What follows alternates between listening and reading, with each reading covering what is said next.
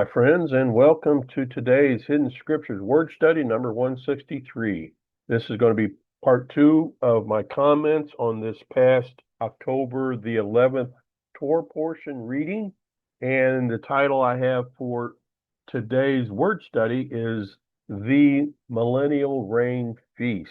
The believers who are involved in today's lawless false religion, whom our Messiah describes in Matthew 7:22 as the many, who believe the doctrines of men that have been taught to them by their pastors, namely that the Old Testament feast were only for the Jews. These people have no idea that the observance of one of these feasts or festivals is going to be required during the millennial reign of Messiah Yahushua by the Father himself.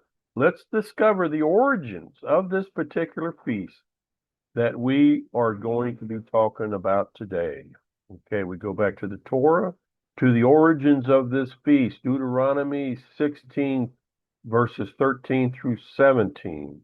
You shall observe the Feast of Tabernacles, also known as Sukkot, Booths, 7 days. You shall observe the Feast of Tabernacles 7 days. When you have gathered from your threshing floor and from your winepress, and you shall rejoice in your feast, you and your son and your daughter and your male servant and your female servant, and the Levite, the stranger. This is H1616. It is referring to the foreigner, alien, sojourner, which are the Gentiles, of course, because these folks are not native-born Israelites, so they are Gentiles. These folks have chosen to be grafted in with the children of Israel, and the fatherless and the widow who are within your gates, in your towns, in your area of influence and responsibility. 7 days you shall keep a sacred feast or festival to Yahuwah your Elohim in the place which Yahuwah chooses, which is Jerusalem, because Yahuwah your Elohim will bless you in all your produce and in all the works of your hands, so that you surely rejoice. 3 times a year all your males shall appear. 3 times a year all the males were required to appear before Yahuwah your Elohim in the place he chooses, which is Jerusalem. At the Feast of Unleavened Bread, this is the feast after the Passover. We have the 8-day Feast of Unleavened Bread, the Feast of Weeks. Folks call it Shavuot. Christians know it as the Day of Pentecost. This is a 1-day feast, but it was one of the required pilgrimage feasts where all the males were required to travel to Jerusalem for this 1-day feast. And the third pilgrimage feast was the Feast of Tabernacles, Sukkot, Booths, and they shall not appear before Yahuwah empty-handed. And we have confirmation of these 3 pilgrimage feasts in 2 Chronicles 8:13. Every man shall give as he is able, according to the blessing of Yahuwah your Elohim, which he has given you. Okay, so let's fast forward to the time of Messiah's millennial reign. We go to Zechariah chapter 14, verses 16 through 19. Then everyone who is left of all the nations, talking about the Gentile nations, that went up against Jerusalem, this is talking about the Battle of Armageddon. This is in our future, when some of the Gentile nations will go and try to destroy Jerusalem. This is the time period that Zechariah is talking about here. Then everyone who is left of all the Gentile nations that went up against Jerusalem will go up. Everyone who is left will go up from year to year to worship the King, Yahuwah of hosts, Yahuwah of his armies, and celebrate the Feast of Tabernacles. Okay, this is after the Battle of Armageddon. Okay, so this is during the millennial reign of the Messiah. And it shall be that whichever of the families of the earth does not go up to Jerusalem to worship the King, Yahuwah of his armies, there will be no rain on them. Okay, and then I have Isaiah 66, verses 22 and 23. If the family of Egypt does not go up to Jerusalem, this is basically referring to Gentiles, and present themselves, then no rain will fall on them. Okay, can you imagine that? Can you imagine living in a land where not a drop of rain will fall for a whole year? I mean, that is worse than the Sahara Desert. Okay, at least they get some rainfall, maybe a tenth of an inch of rain a year, but at least they get something. But for no rain to fall on them for a whole year for any land, it doesn't matter how green it is. If there's no rain for a whole year, it's not going to remain green. It will become desolate. It will become a desert.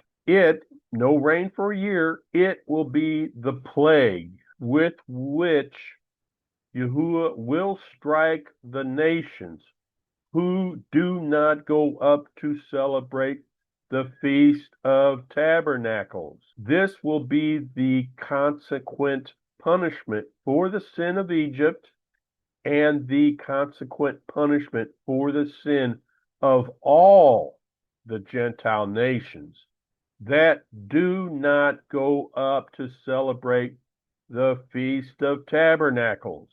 Okay, so what are we to learn from all this?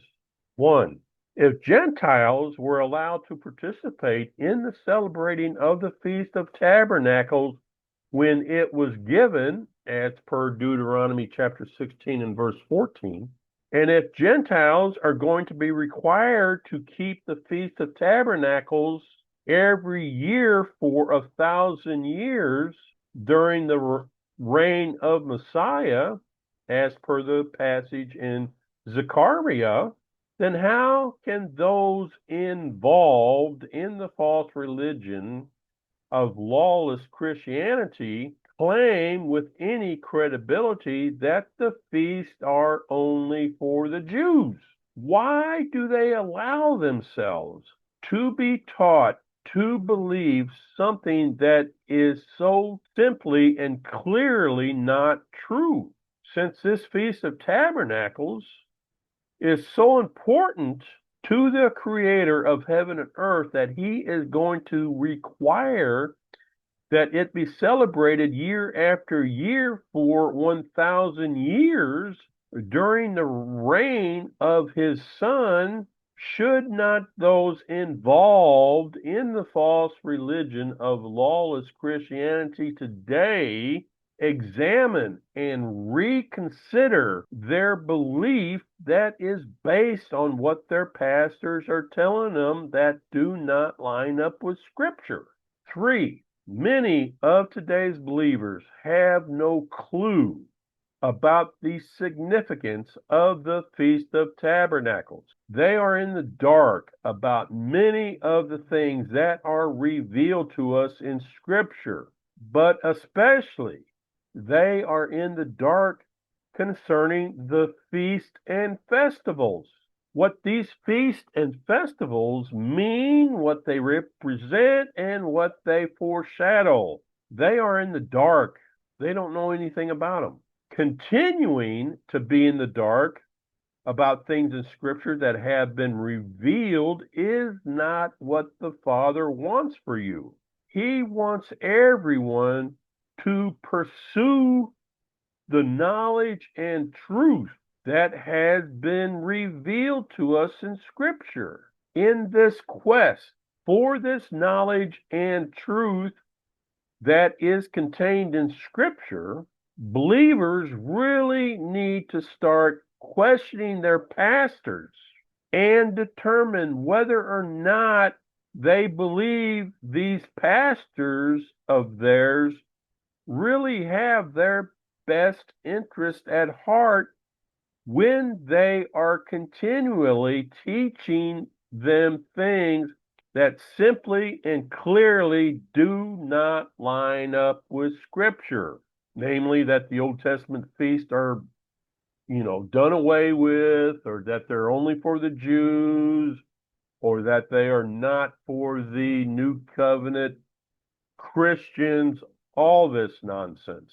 None of these teachings of men, none of these doctrines of men that I just mentioned, none of them line up with Scripture. The Father gave the feasts and festivals for everyone to celebrate, and anyone claiming that the Old Testament feasts are only for the Jews obviously have no idea of what they are talking about. Okay, and as a side note, folks, the only place that we can keep the Feast of Tabernacles, the Feast of Sukkot, the Feast of Booths is in Jerusalem. Okay, we know that. But there is nothing wrong with folks who want to celebrate the Feast of Tabernacles, even though we are not in Jerusalem. We are only